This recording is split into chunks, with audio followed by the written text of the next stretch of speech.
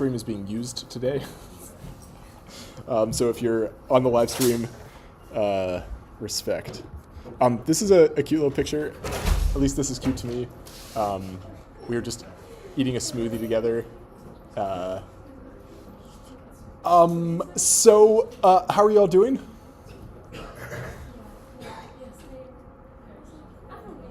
Love to hear it. You all going out of town?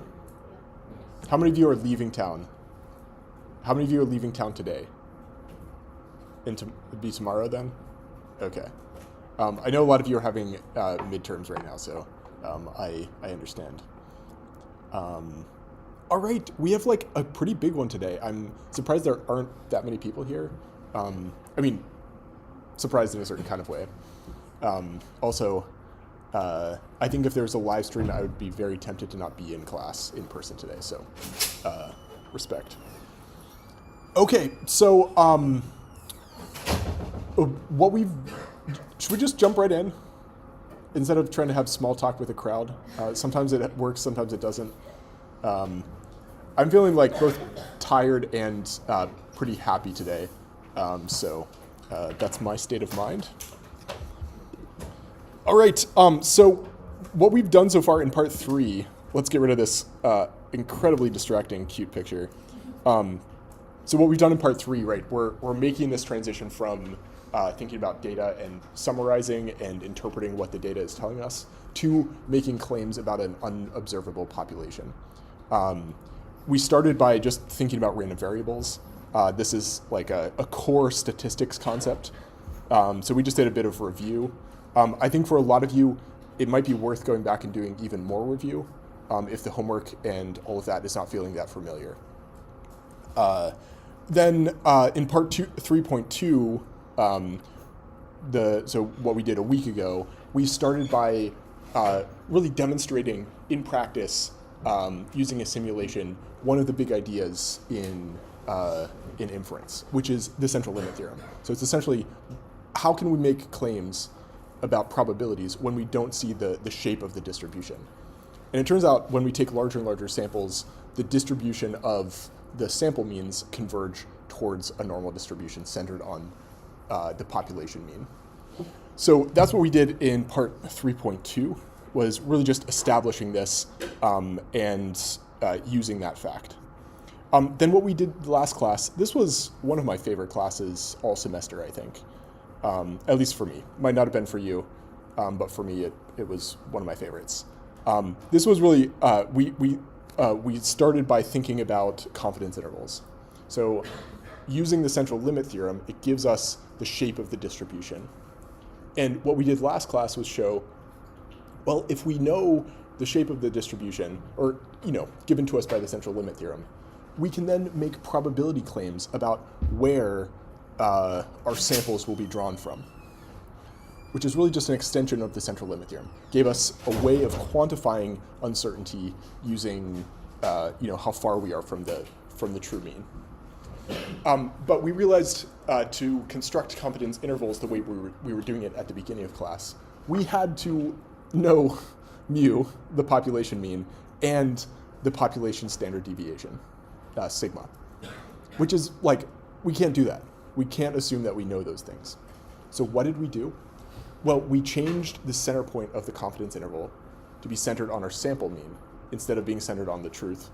And it turns out the true population mean will be within the confidence interval centered on the sample mean in exactly the same cases that it was when we had a different center point. This was like the big idea of how we can get around the problem of not knowing mu. And then the last thing we did sort of near the end of class, we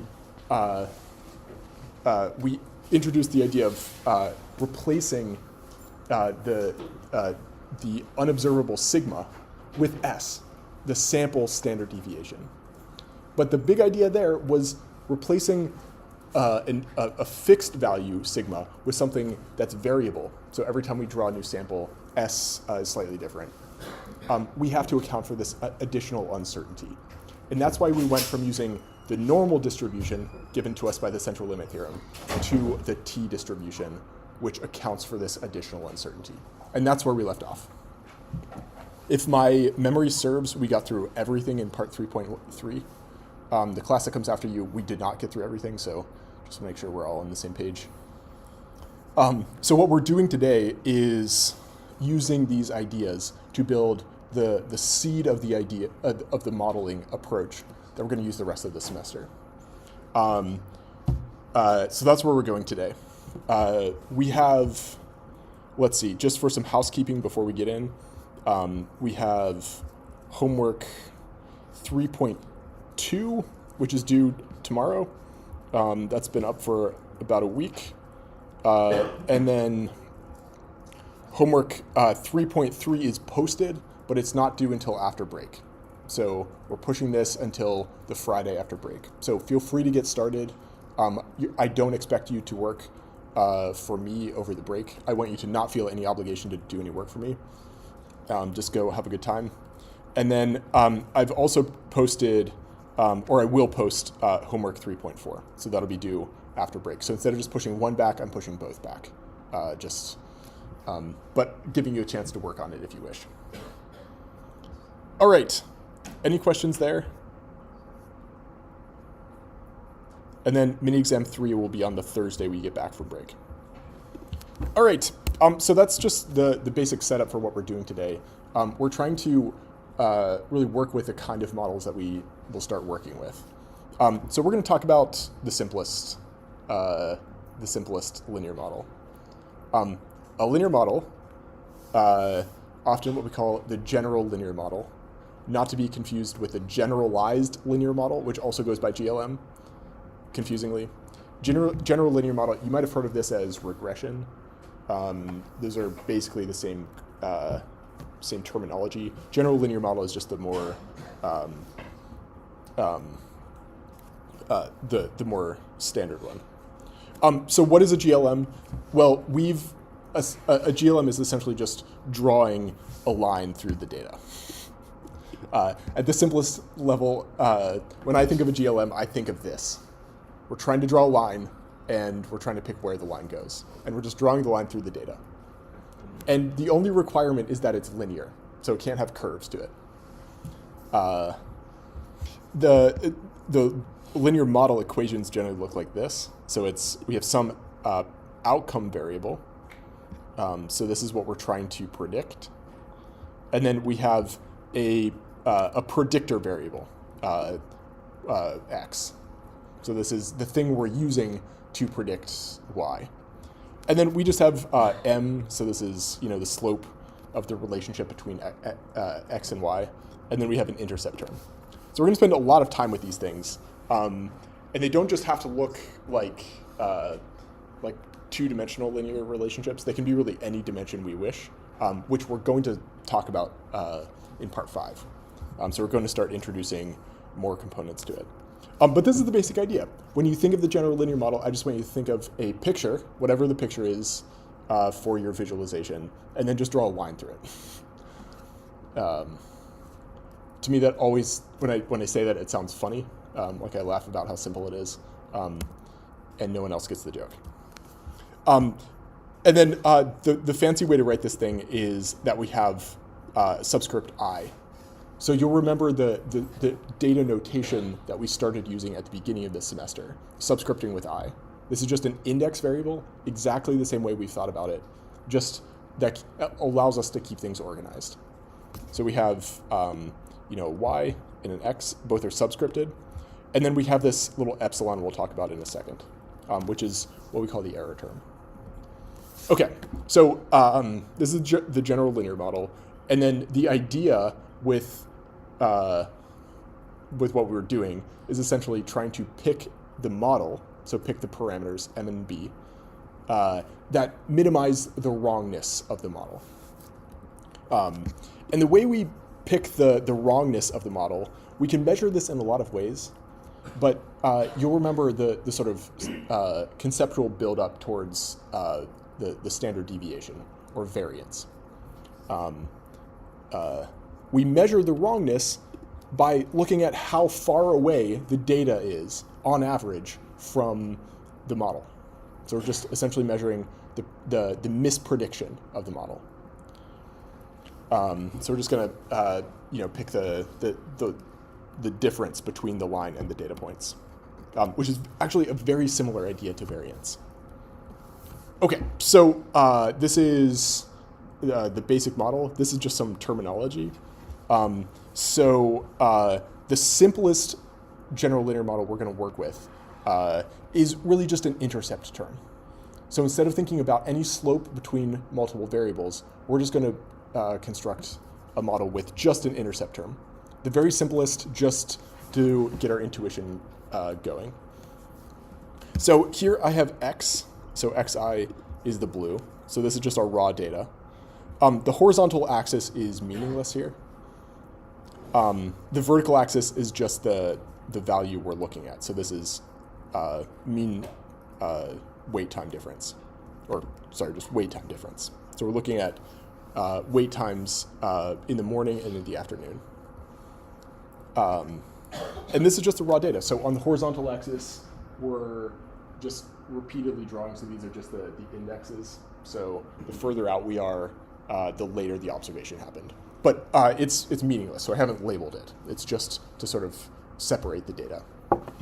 And then what we're doing with the general linear model is just picking a line. So I've drawn two separate perfectly valid lines through our data, just hitting different intercepts.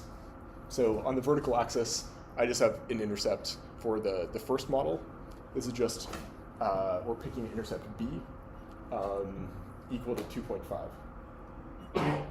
So just picking an intercept. And then the error are these green lines. So we're looking at the data point, and then we're just measuring how far away from the model the data is. So we just go through, and we add up each one of these lines. We square them, and then we take the average. And that's how we measure how wrong our model is.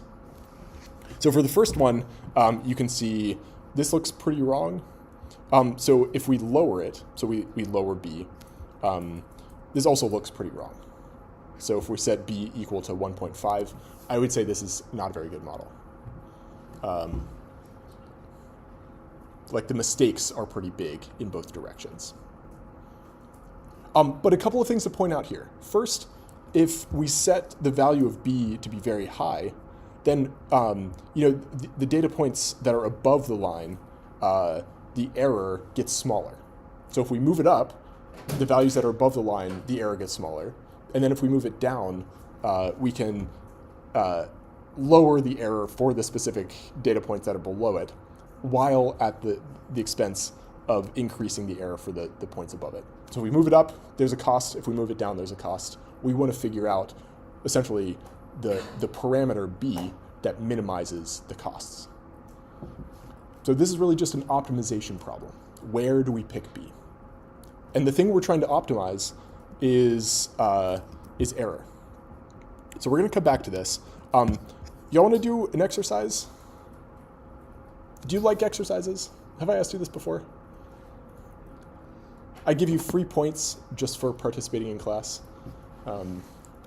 Isn't that generous of me? Okay. So we're just going to get into the data and start working with this wait time example. We're going to do a lot of things with it today. As always, we open the notebook, we go up here to File, click Save a Copy and Drive. Have you heard me say that before? No. Also, thanks for laughing at my jokes. It's like, always makes my day better.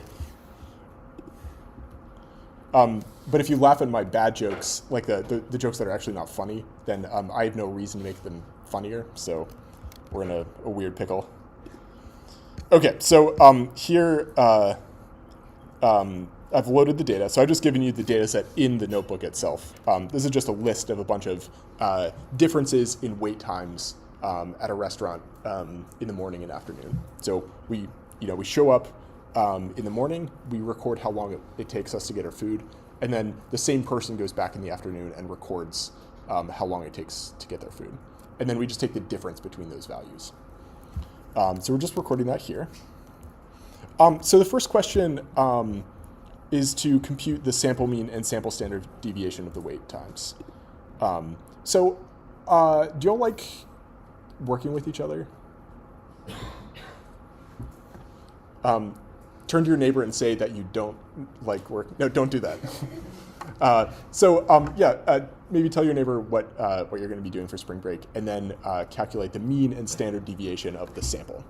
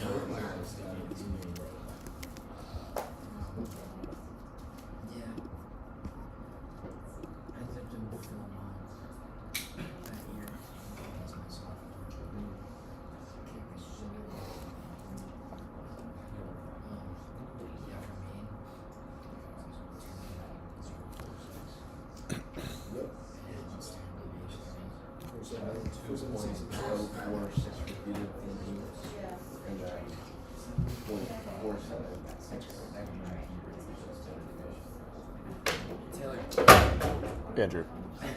I was just messing around trying to learn stuff. Yeah. Would doing this KDE true be like the typical method of doing a trend line? I just looked that up and that's what it gave me. So yeah, KDE, it's like the kernel density estimate. Yeah. What that does is kind of try to draw a smooth line through your histogram. People do it all the time. Yeah. Okay, so we have our mean 2.04, 2.05 roughly, and then a standard deviation right around 0.5. One thing we can do is just plot a histogram of the differences. So this will, I think, communicate maybe a little bit more than the sample statistics. Sample statistics are incredibly important as you're seeing, but in terms of understanding what the data contains, as we talked about, like all of part one, a visualization is just better. So sns.histplot data, and then x for weight difference, and plot that.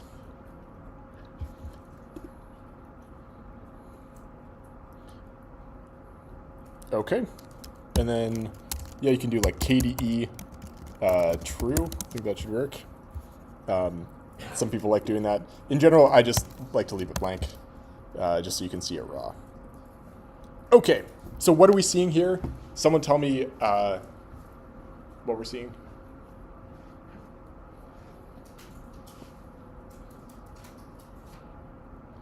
I've asked you too many questions all semester. Oh, Evan, yeah. This plot, counting, how many, each, showing us kind of like a map of average distance, average differences. Yeah. Yeah. So like count for all of the bins across the distribution. So we get a lot of data, like in the, upper ones, a lot of data around 2, and then maybe more in the upper side, and then less on the lower side. And you can see that roughly corresponds to what we're seeing here. Like an average of 2 sort of looks consistent with what we're seeing. Like this is the mode, but we have a lot more data above 2 than in the lower bins below 2. Okay, nice. Is this centered around 0? I mean, clearly not. Why did I ask that question? It's so obvious. Okay, so nice. So this is just like the exploration phase. The data points are just not centered around 0. So what we're going to do next is, so in the slides I give you some specific values for models. We're going to like test a couple of them. I want you to sort of feel what it is to calculate the error. So we're going to calculate mean squared error for these two values. So if we go back to the slides or the exercise, you can see what we're doing here with mean squared error.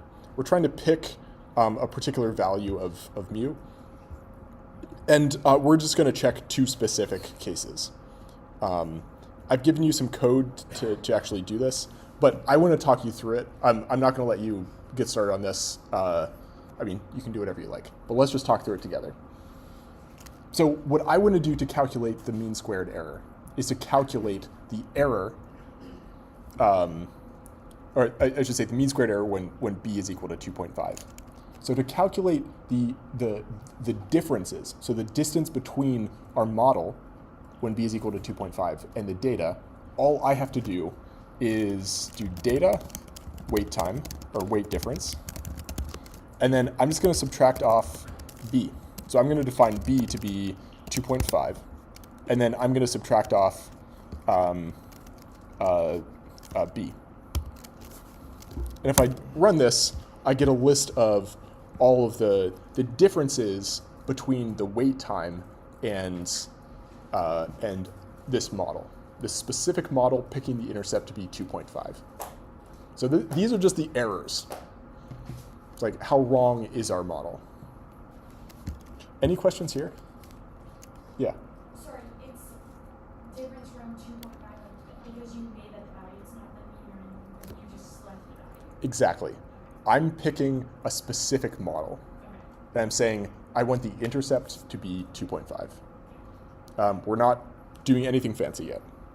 Yeah, great question. So these are our errors. We could call them error if we want. So we could say errors. And then what we could do is, here we have both positive and negative errors. But really, I just want everything to be positive. So if it's, like we talked about with variance, all I really care about is that it's a difference from the average. So I don't care about positive or negative. I'm going to treat them exactly the same. So we could take an absolute value like we talked about with variance, but it's actually much nicer mathematically if we square it. So I'm going to say np.mean, and then I'm just going to square it. So this is Python term for taking a square. So errors star 2.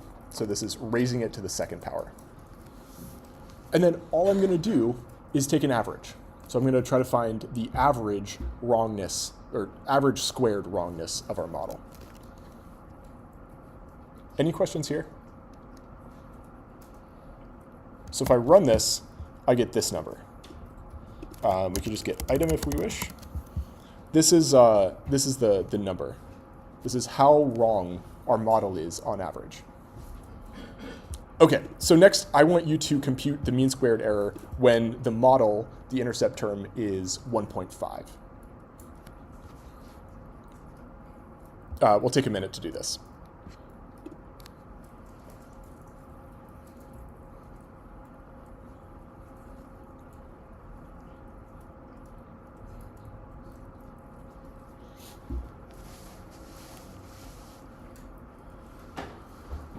When you get your number, just tell your neighbor, is it bigger or smaller than at 2.5?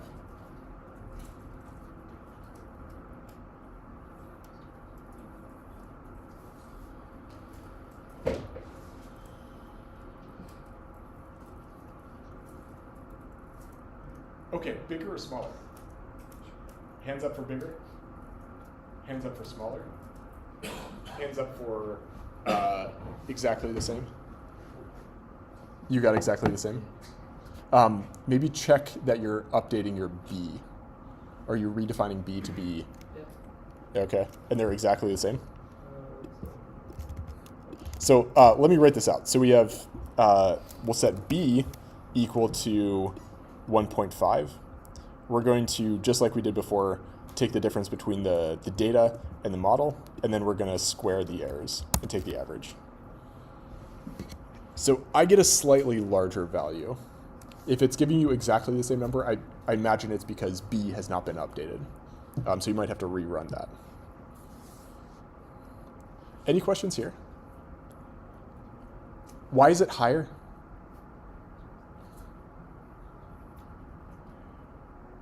It's more of an average distance. So yeah, like the model is like wronger.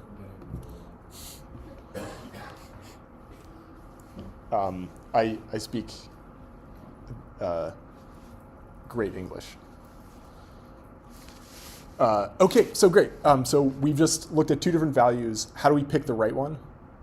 Well, we're going to employ some optimization. If you know how to take derivatives, you can actually take a derivative of the mean squared error and find where it's minimized. Let me show you some pictures of this. We're not going to do any of the math in this class. So when we're just looking, we're essentially moving this, this model parameter around. We're like sliding b up and down, and we're trying to pick where it's smallest, like the least wrong we can be. This is just a picture of the mean squared error. So this is the same vertical intercept as this. So the higher we go, I'm sorry, it's not the same intercept, it's the mean squared error. So on the vertical axis, we have mean squared error, and then we're just moving the intercept around on the horizontal axis. The place where it's minimized, so we're minimizing the mean squared error function, it's minimized at its mean. So when we pick the mean of our data, this minimizes the mean squared error. We're like the middle point of the data on average. So let's actually go back to the exercise and let's plug in the mean. So we're going to say b is equal to data weight difference dot mean. And we just print out b. And then all I'm going to do is, instead of using some fixed value for b, like I did before, I'm just going to use the mean. And I'm going to plot the mean squared error. Here you can see it's a lot smaller. It's never going to be 0. Like, our models aren't going to be perfect predictors. But in this case, this is as good as we can get. You can play around with this. Like, you can move it up and down a little bit. If I move it by 0.01, this is going to go up slightly. Move it even more, it's going to go up. And if I move it down, it's going to go down slightly. So no matter which way I go, it's always going to be minimized when we're exactly at the mean. So you can play around with this. There's a bunch of nice math. If you've seen that in your econometrics classes, there's a lot of nice math showing this result. All right, any questions here? So this is the big idea. We're trying to pick a model that gives us the best prediction. We're trying to be as least wrong as possible. And then when we're minimizing the mean squared error, the mean squared error is equal to the variance. So just like average how far away we are from the average. It's like the average deviation from the average. That's how we define variance. In this case, because we're plugging in average, the mean, in for the middle point of the data, then we're just picking up how far we are from the average. And that's exactly what variance does. So it's like, sort of by definition, this is equal to the variance when we've minimized the mean squared error. Okay, so that's all really nice. Just like before, when we were talking about sampling variation, every time we take a new sample, we get slightly different models. So what I've done here is I've plotted 6 different samples. I just resampled wait time differences and then plotted the models separately. If I were to leave you with one picture from today, I think it might be this one. What I'm showing you is 6 different samples, and I've gone through and estimated a model. I've minimized the mean squared error of 6 different samples coming from the same underlying distribution. So let me just walk you through what this is showing. 6 different samples. For this first sample, so this is sample 1, I have a mean of 0.01. And then I've fitted the model, plotted the data, and then shown the error terms. That was the first sample. We're in this world of random draws from an underlying distribution, and every time we take a new draw, we get a different sample. So in sample 2, I get a slightly different mean. So the model parameter itself is slightly different. The intercept of the model is slightly different in the second model, simply due to random variation in the data. 2 models, each one specific for that data. Okay, so different means. The third one, same sort of idea holds. We're drawing the sample, plotting the sample, and then finding the mean squared error, the model that minimizes the mean squared error. So I plot that in red, and that turns out to be a parameter. The B parameter is 1.98. So again, slightly different than the 2 before it. Did I say 6? I meant 8. I can't count. Maybe it's time for spring break. How about? So then if you look across all of these models, you can see each one of the data sets is slightly different. And then the model we fit to that data set is slightly different. Nothing particularly mind-blowing about this. The idea, though, is that every time we run a new model on a new sample, the parameter is different. In this case, the parameter is very simple. It's just the mean. But every time we do it, we get a different parameter. If I were to run this 1,000 times, it looks like this. So here, what I'm showing you is 1,000 draws from the same underlying distribution. And I'm showing you the model parameters. So I'm drawing a line through the data, taking the value for the model and plotting that on the horizontal axis. So these are just the intercept parameters. And I'm plotting a histogram of the model parameters. And if your central limit theorem spidey senses are going off, this is the exact same idea as the distribution of sample means. Remember, what we're doing is the simplest model. We're building a statistical model, drawing a line through our data. But it turns out the simplest one is exactly the same as the mean. The central limit theorem tells us that the distribution of sample means follows, after we went through that process, follows a t-distribution centered on the true population mean. So what we're claiming here is that the model parameters follow a t-distribution centered on the true model parameter, centered on the true wait time. This is not a small feat. We're talking about models, and we're using the central limit theorem to make claims about them. Okay. Maybe this is the picture I want you to hold in your head. But fundamentally, these are just random draws of data. We're building a statistical model and plotting the distribution of the parameters. Okay. I feel like I've sort of tricked you into knowing that this is very true. You've all seen central limit theorem before, but this is the transition we're making. We're now thinking about models in the same world. Okay. Any questions here? So we're basically just plugging in model building directly into these ideas of hypothesis testing and sampling.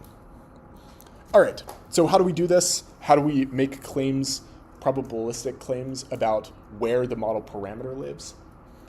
Because when I'm thinking about this, I want to know, how different is an increase in employment after the minimum wage? How likely is that just to be due to chance? Like simply to chance alone. So we're going to try to make claims about the things we're seeing based on the distributions we know from all of this theory. Okay, so this is the sampling distribution around the truth.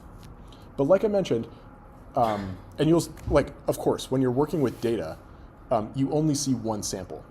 You don't see this whole distribution, you just see one. So what I'm gonna do is fade out everything we know about the distribution behind the scenes. We can't draw 1,000 times, we can only draw once. So I'm just gonna draw once. I drew this one. I have a sample mean of 1.97. I'm gonna plot that in red.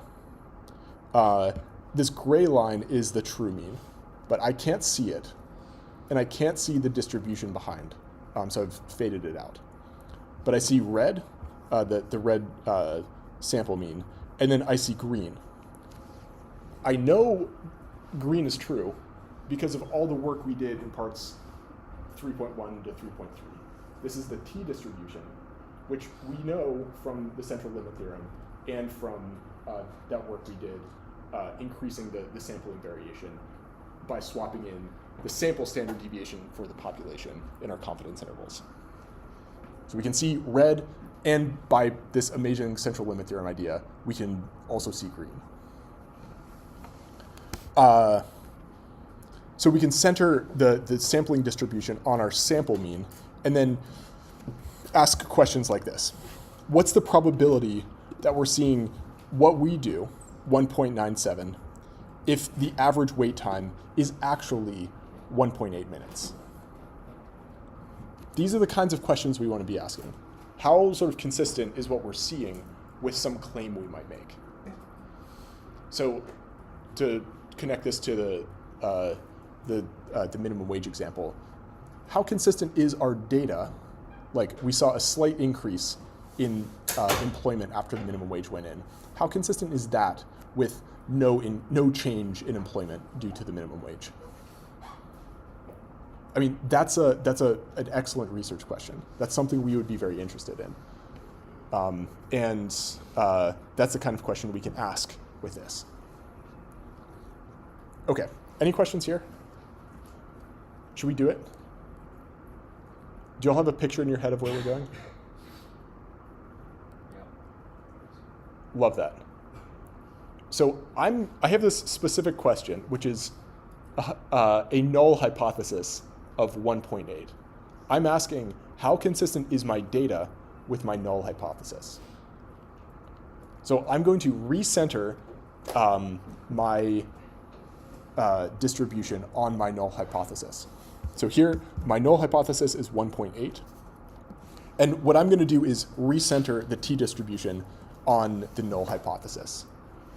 If the truth is truly what my null hypothesis is claiming, that the wait time is 1.8 minutes, if that's the truth, I know what the sampling distribution is from that truth. And then I'm going to sample from that truth. And what's the probability that I get something as extreme as what we're actually seeing? Well, that's the area in the tails under this distribution, more extreme than what we're seeing. We need it on both sides just for sort of consistency. We need extremeness to be measured in either direction. So we also look at this value. So the lower extreme value. I call this like equally extreme, just to keep things consistent. But we've centered the sampling distribution, which is something we know, on our null hypothesis, which is just a guess we're making. And then we're checking whether, we're checking the probability of seeing something as extreme as what we do under the null hypothesis. Okay, any questions here?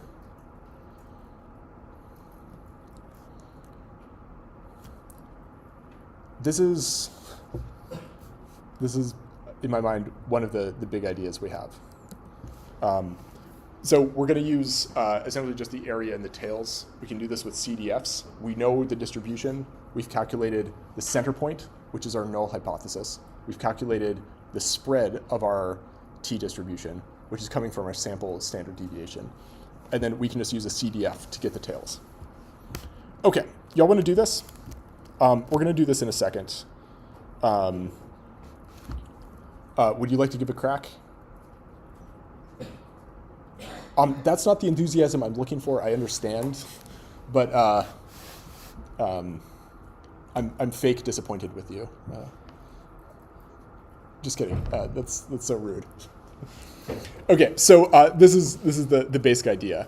We're really building this intercept model where all we're doing is trying to pick the vertical intercept. We're going to make this more complicated, but this is the building block. The sample mean, beta 0, minimizes the sum of squared errors. The p-value tells us the probability of seeing something as extreme as our data given our null hypothesis. So the p-value will move when the null hypothesis moves. If I guessed a different number for my null hypothesis, the p-value would move. And then the best guess is the sample mean. This is the building block for all of the other stuff we're doing. So if you've seen ordinary least squares or regression, these are all different names for, or different variants of the general linear model, or essentially different variations on the model. Okay, y'all want to do this? Do you want to build your first statistical model before you go hang out in the sunlight? It's not sunny here, but I know a lot of you are going to sunny places, as am I. Okay, so let's fit a model. We're going to fit a model with our data. This is going to be the intercept-only model. And the idea with this model, with this package we're about to use, is that we're actually going to minimize the error. So we're going to try to get the model as close as we can to our data. So at the top, when you ran your imports, I added a new one, which is called statsmodels.formula.api. We're going to call this SMF, stats models formula. We've already imported that. So what we're going to do is run smf.ols. So we're just going to essentially fit the model by minimizing the sum of squared errors. And then all I want to do is use my outcome variable, which in this case is the y variable, which is weight difference. So this is weight difference. And then on the other side, I just want to put a 1. Anyone know why we're using 1?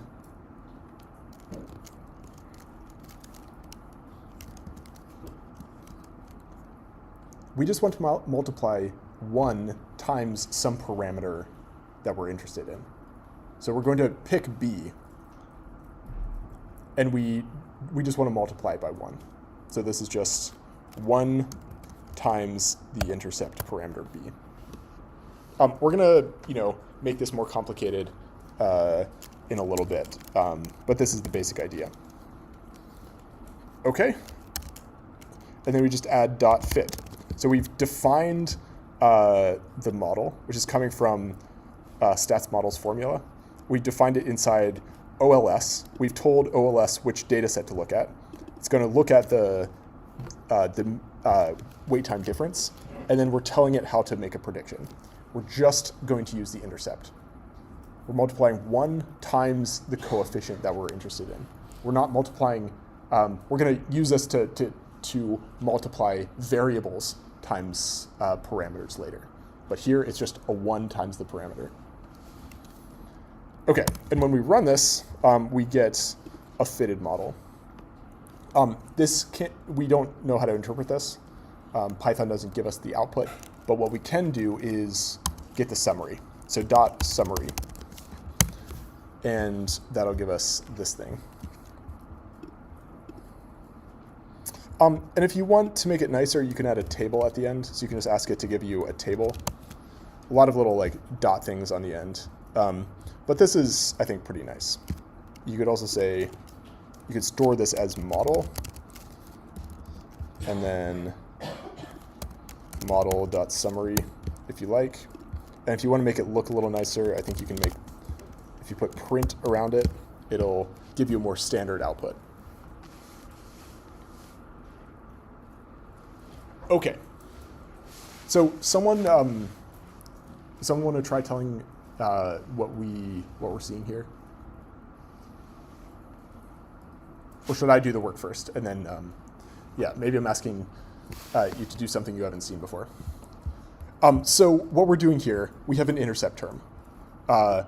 We have one row, so we have a bunch of data in this first row. As we start building more complicated models, we're going to have more rows to work with. But here, we're just trying to estimate an intercept term, which in the slides, the terminology I was using was B. So here, the model is actually minimizing the sum of squared errors for us. So the machinery in Python is moving the B around and picking the value that's smallest.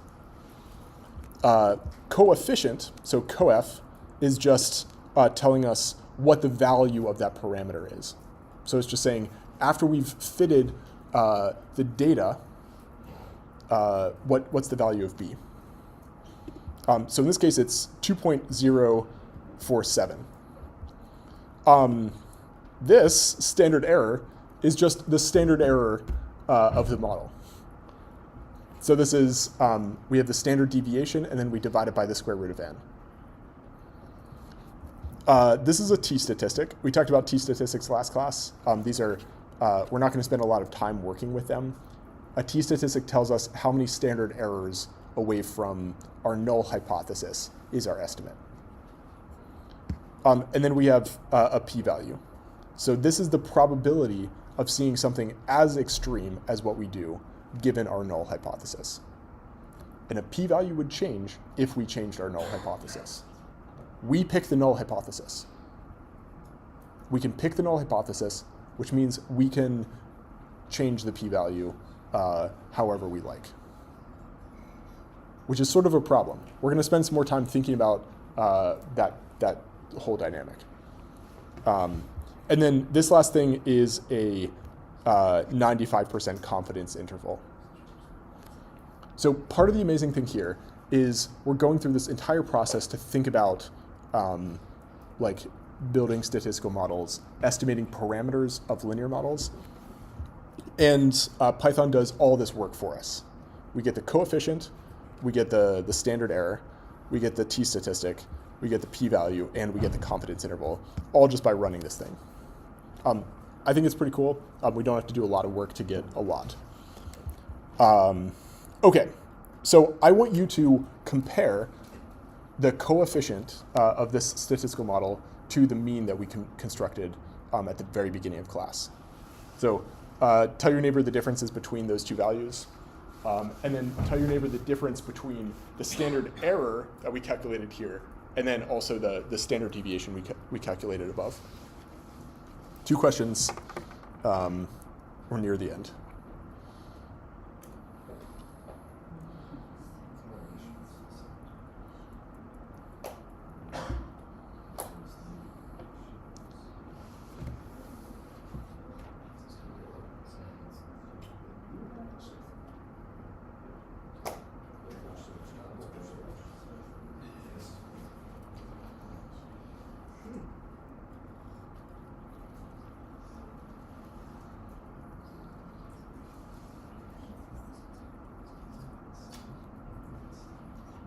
Said you went somewhere warm. Yeah. Where are you going? I'm going, there's a long trail that runs from Mexico to Utah. Yeah, so it's going to be right outside Phoenix. So how many miles do you plan on for this trip? We'll see. If I'm feeling ambitious, it'll be 150. But yeah, I don't know. What's that? It's like another planet. I know, it's so different. Yeah, just incredibly different. Have you been to Mummy Valley? No, I don't think so. It's I think it's in Arizona. It's somewhere in the 45. Yeah, So love that. That's that area back when I was a Boy Scout, the whole Belmont Trail. I don't know it. It's 16. Nice. Do y'all have numbers for me? Sorry to interrupt. just the They're the same. Why? Someone tell me, why is the coefficient the same as the average that we got at the beginning?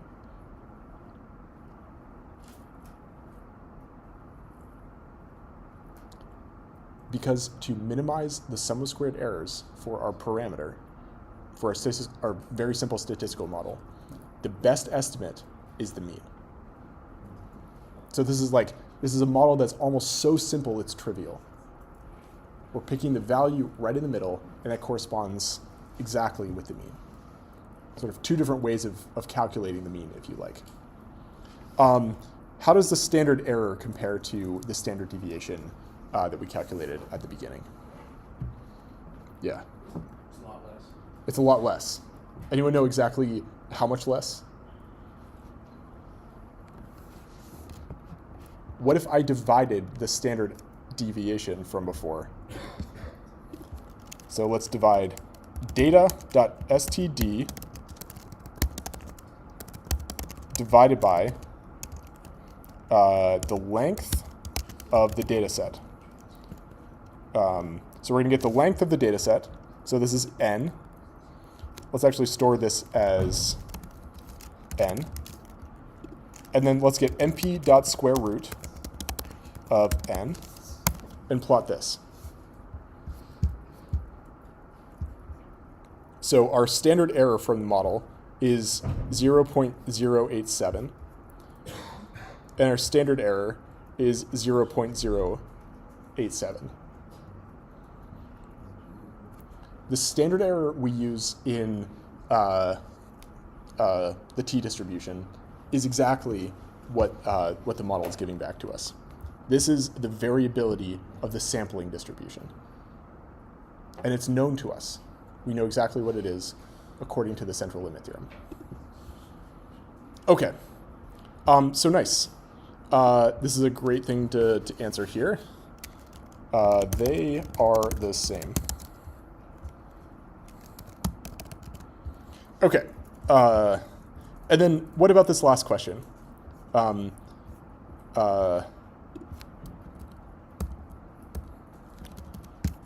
So that's all we have in the slides. What about this last question? And then maybe I'll just give you a preview of where we're going next week, or 2 weeks from now. What's the null hypothesis we're using?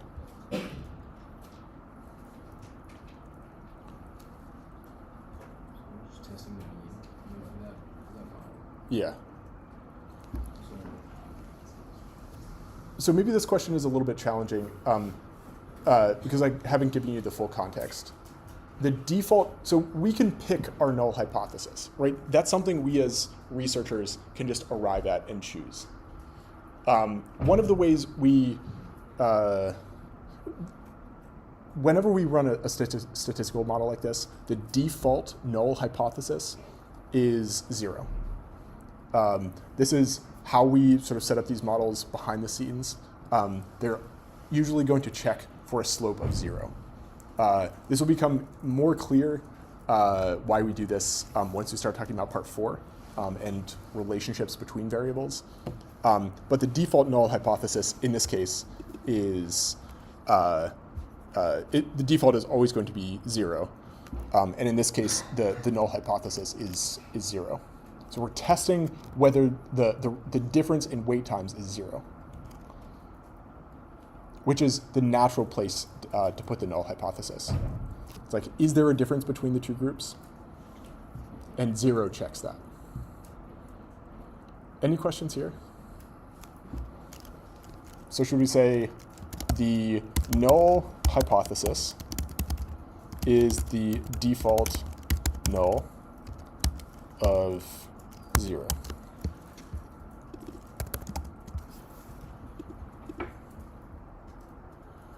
Okay. And if I were to change the null hypothesis, the p-value would change. So this is the same data I used in the slides. And when we were checking a null hypothesis of 1.8, we had a much larger p-value. So depending on where we put the null hypothesis, the p-value will change. Okay, so something to think about and worry about over break. Any questions here? Yeah, Evan. The actual exercise, the second question is like, what does the p-value tell us? Yes, yep, okay, yep, good. Can we talk about that? Someone want to tell me what the p-value tells us?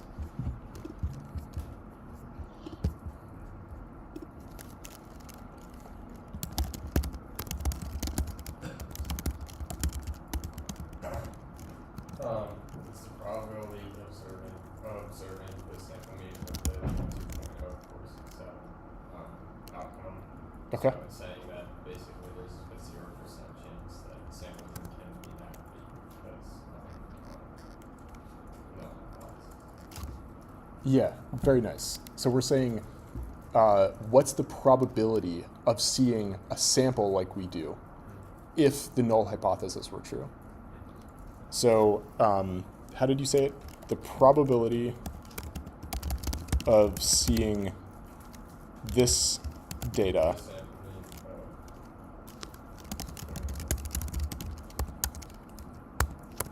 sample mean 2.05 given the null hypothesis.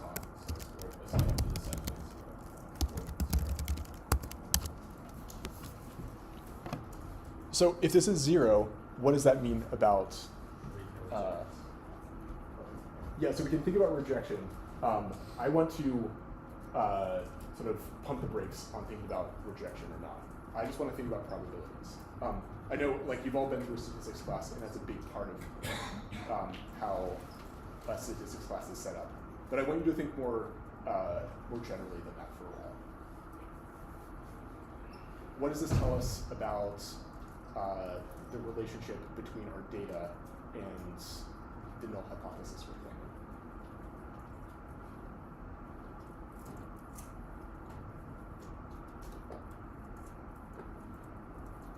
Maybe this will be the last thing we do. Maybe just talk about this a little bit with someone next to you. Like this is one of the core ideas that we wrestle with in statistics. Is like what are we doing with these numbers? What does the p-value tell us about the consistency of our sample with our null hypothesis?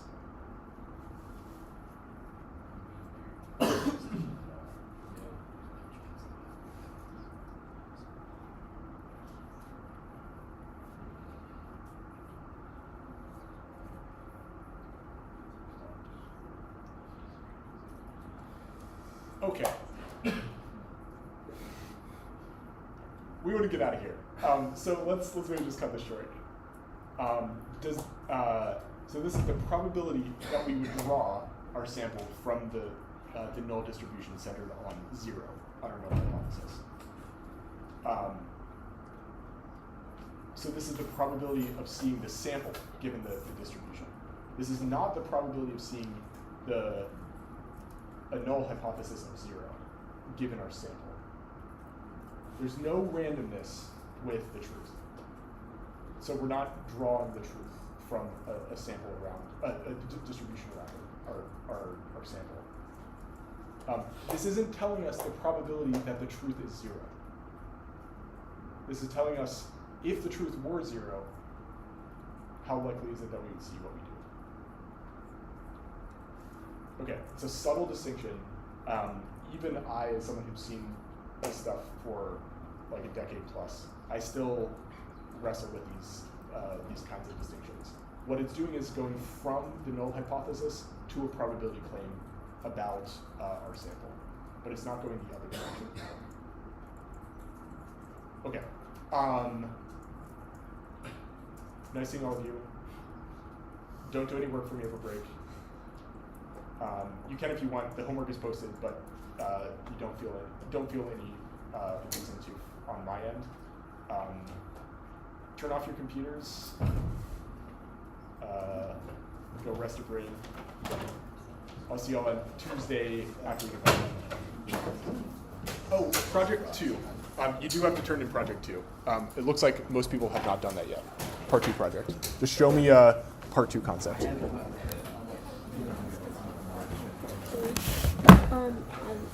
You explained it to me last time, but I don't really. It's like I feel like this is a pretty general.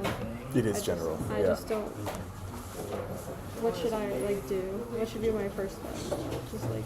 So if find I a were data set. doing this, so I'd find one of the data sets and then try to create a scatter plot or something. Okay. So like just- a scatter plot. What should I do? Should I do it in notebook?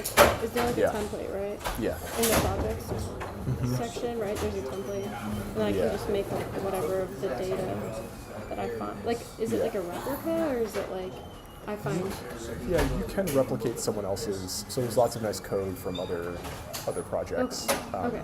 So it doesn't have to be like a data. Like it should just be data that I find, not like Yeah. a graph or anything. I make the graph. You make the graph. Yeah, you can bring whatever data you want. I'm not giving it to you. I have a question about part 2 of the Okay. project. Because this is my data set. So then, like, what? Because this is what I turned in last time. So, like, Yeah. what do I do with this to do with part 2? Yeah, so this is a single variable. Yeah. Right? It looks like you've broken it out by some categories. Yeah, because it's about AI and how worried you are about it, like, taking over your job. Oh, I remember this. So, yeah. So it's like the different. So I don't really know. Yeah, so you could plot. Like a scatter plot with a line through it. Yeah, you could do that. So that's a core part 2 Okay. So yeah, scatter plot. Scatter plot with a line through it. Okay. So yeah, that's bivariate data. Correlation of the regression. Yeah, you don't even have to give me correlation, just a nice figure. Okay. Hey, remind me of your name. Luke. Luke, I'm sorry. So, for homework 3.